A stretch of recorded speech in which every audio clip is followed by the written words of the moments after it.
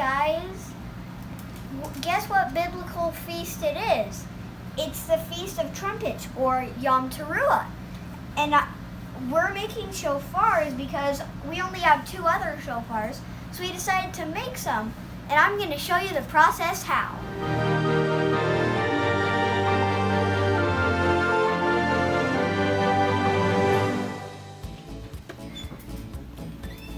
Hey Corbin, I went and killed another sheep.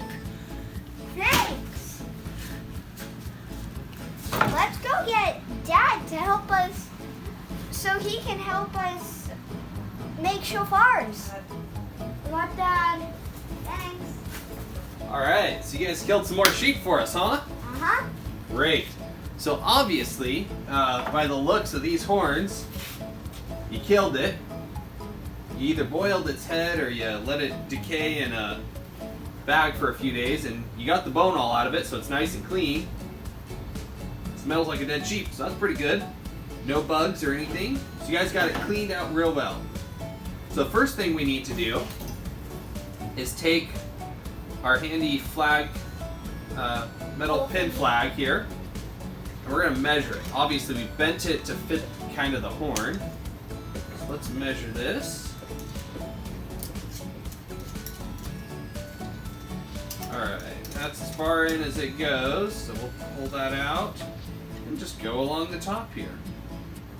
Alright, so I can see that's approximately where the dead end, or where the horn, the actual bone ended.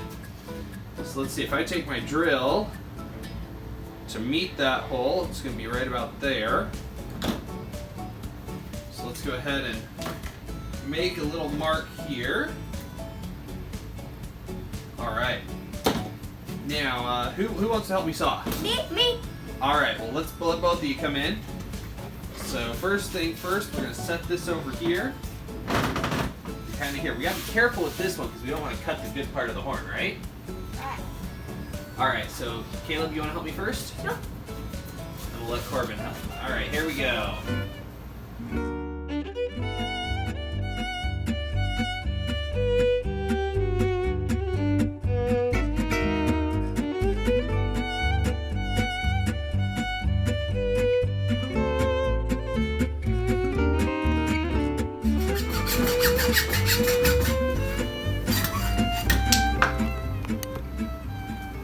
Now that we've cut the tip off, this is what it looks like on the inside.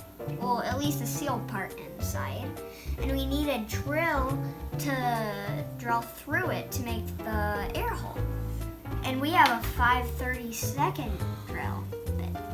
You extremely needed an adult to help you with this. Doing this, we measured it. We're going to try and drill like so to try and make it as far in there as we can. So we'll set it here into the little marrow part.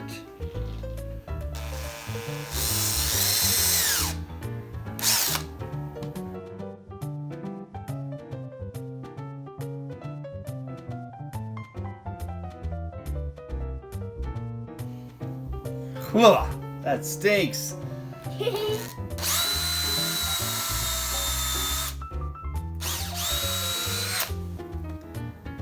Careful, it's starting to blow out part of it here. That really does stink.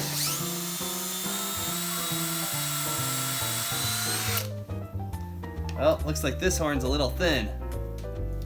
See it drilling through there?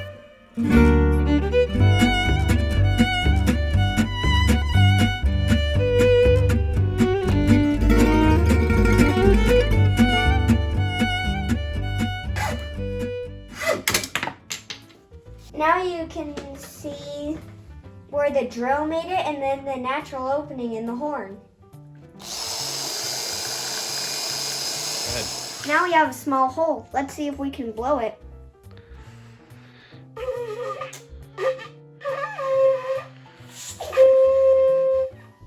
It might be a little too loud because my relatives are sleeping inside. For the bigger stuff, we'll use a box knife, but for the smaller stuff, we'll use sandpaper.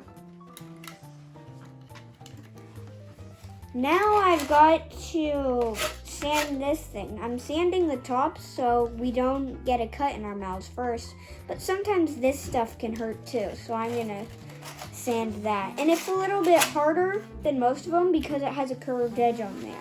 Hey look, you can use a screw to wrap sandpaper around to get the inside. Now let's rinse it out because we don't want all this dust to come into our bodies and get us sick. Besides, it does taste really gross.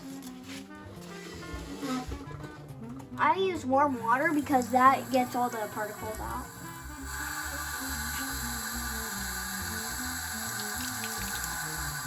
Then after that, we obviously want to dry it. And after I dry the outside, it'll air dry usually.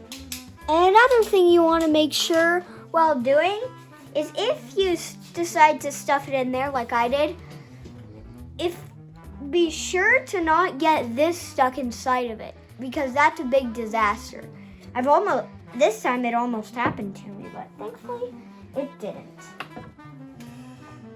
The smell of dead animal, I love it. But if you don't like that smell, you can use salt, vinegar, or hydrogen peroxide to clean it out the smell. The shofar on the left has been sealed with an oil-based polyurethane sealer. That'll help lock the smell in so you can't smell it.